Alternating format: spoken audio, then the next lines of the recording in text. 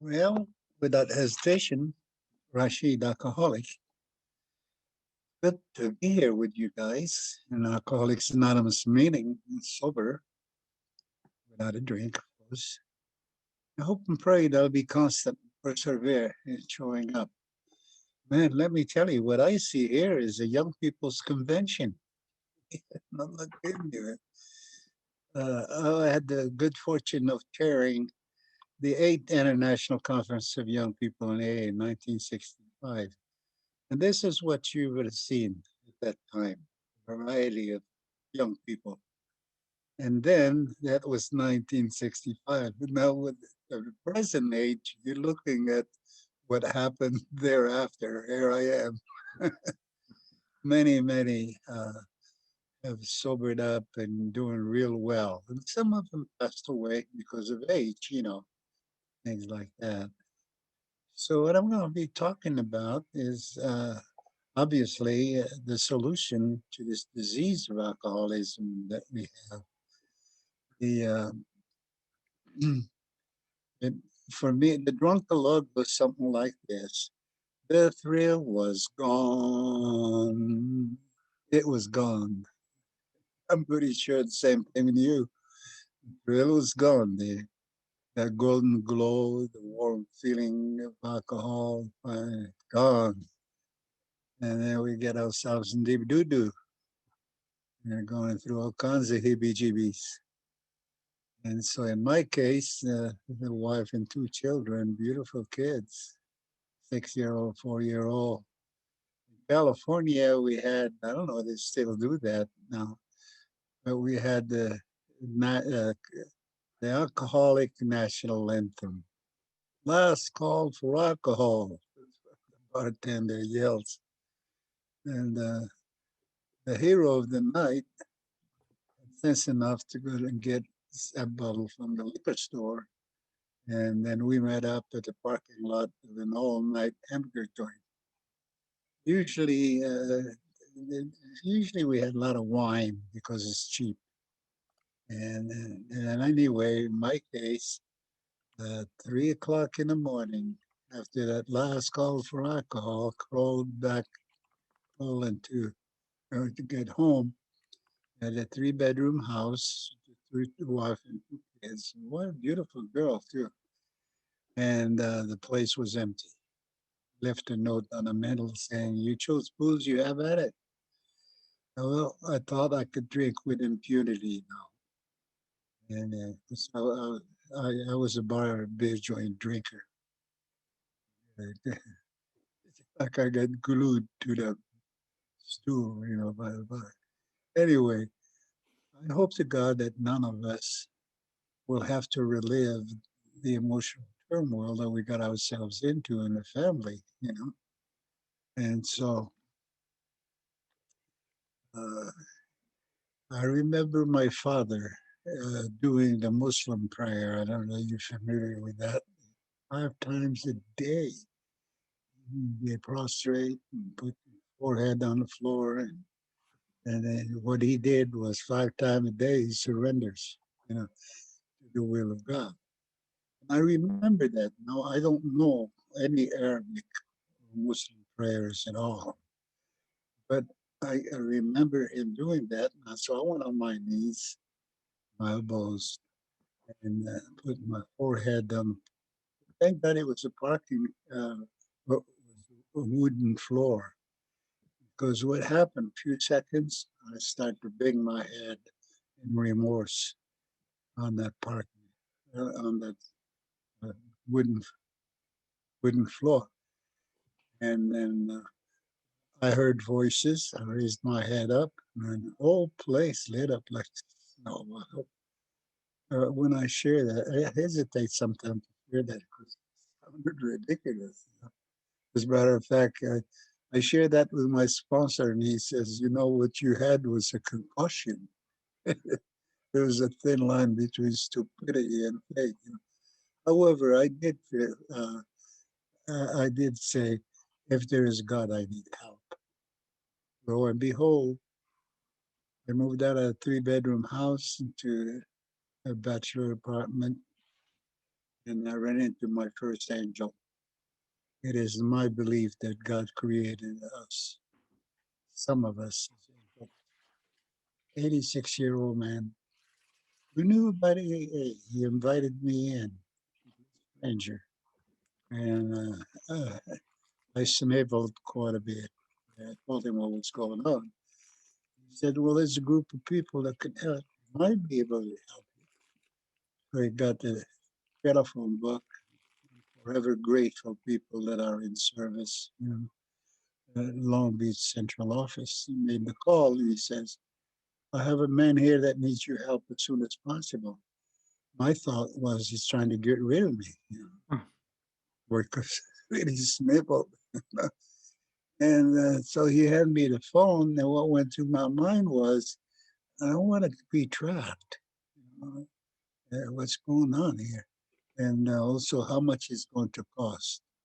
He took your phone off my hand and jot down the address of the meeting. And luckily for me, it was the very next day, Friday night. Friday night, as you well know, is a holy night for a young drunk, Friday night, Saturday night.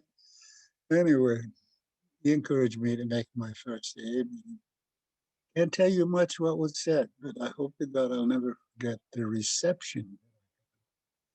And by the way, I experienced a lot of prejudice, even in the army, uh, because of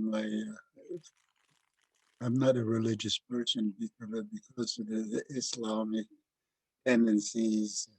By the way, I'm not an Arab, although Rasheed is an Arab name. Anyway, um, the I got the big book. The guy says, "Bill yourself for this literature for free." So I thought, well, okay, yeah. I walked out to him and I asked him for the best piece of literature he got, and here is the message. He hands me the big book, and he says $4.50 at our cost. Well, here it is, young people.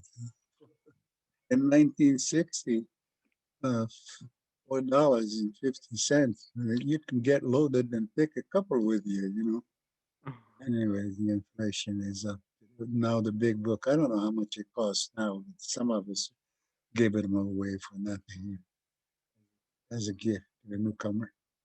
But anyway, I got that big book and I opened it to see what I purchased. In the big letter, it says, "There is a solution." I closed it real fast. But the seed was planted in my head that the solution now be the contents of that book.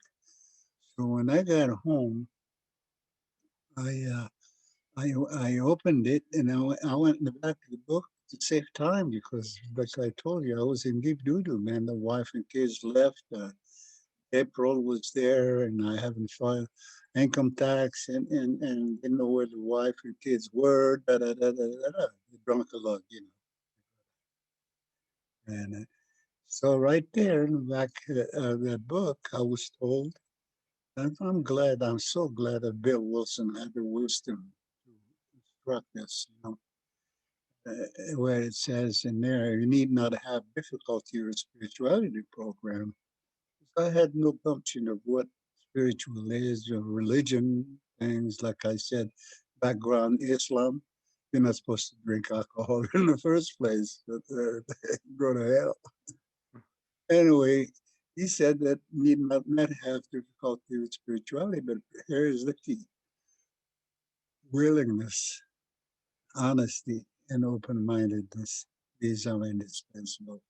It took to mean that you can't do without these three, which is important to the three. Uh, that is important in the peg of the stool you're sitting on. All three of them very important. But that willingness is essential. That's the first thing. First, the honesty. Well, we don't come to AA fully wrapped in honesty. At least I didn't. That came with time and effort. And then the open mindedness allowed me to make the next meeting. And there, I run into a guy who became my sponsor. And then I hope I always remember her name. to honor her help in Alcoholics Anonymous, Peggy McGee, 1960. Saw me with a big book under my arms at the meeting. And at the end of the meeting, she approached me. She says, she pointed to the book and she says, I think you mean business, don't you? I said, I do. And honestly, I did. Yeah. I was drowning, so I was sent a raft. Man, I got on it. And she said, no, look, on that book you're carrying, there's a prayer called third step prayer. And when you get home, you concentrate on the meaning behind the words of that prayer. You go ahead and memorize it. Here's the miracle. Not only I obeyed the lady, but remembered the name, the number, page number of that big book, 63. And so I kept reading it, and I discovered that the third step prayer had different, a lot of good components into it, like a springboard. And when I did finally memorize it, dawned on me that was an affirmation of complete surrender. God, I offer myself to thee. Build with me and do with me as thou wilt. Relieve me the bondage of self, that I may better do thy will. Take away my difficulties, victory over them, may bear witness to those I would help. Thy power, thy love, and thy way of life. May I do thy will always. Imagine that. God, I offer myself to thee to build with me and do with me. That is a surrender. I don't know. If any in any given group, there's always someone that is not aware of that prayer, or if they are aware of that prayer, they, they're just passive, not using it appropriately, and victory over them. Them, who are them? Well, undiscovered, because after you do, the next step is the fourth one, and Bill Wilson was pretty sharp. He came out with that 12-step, 12th tradition, and he gave us a list of them: pride, greed, lust, anger, gluttony, envy, and sloth. And so, what happens when those things pop, the brain, the blurs the thinking process, he gave us another prayer, and that's called the 7-step. My creator, I'm now willing that you should have all of me, good and bad. I pray that you not remove from me every single defect of character which stands in the way of my following. As I come into the Zoom meetings to do your bidding, and guess what happens? Step up to the 10th step. And here's the good news. And I like to share that one.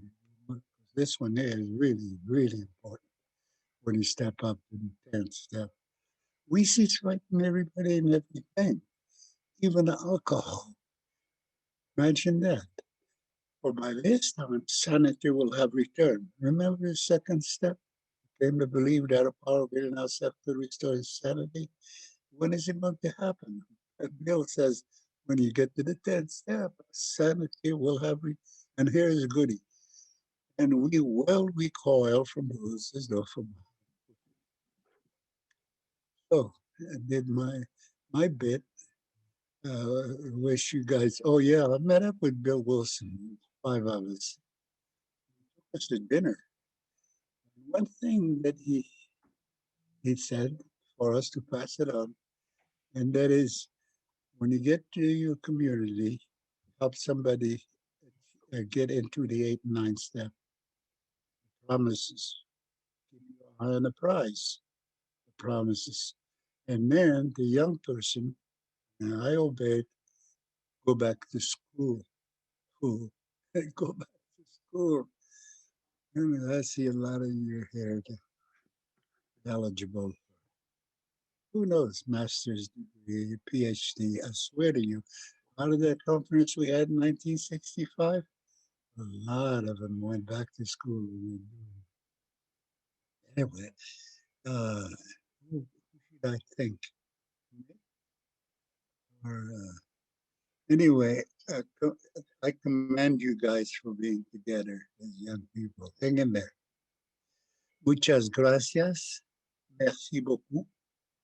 Let's see the other one. Shukron, that's Arabic. Dankeschön, that's German. Yeah, there's the gracias, Italian. And au revoir, French, that means see you guys later. Thanks.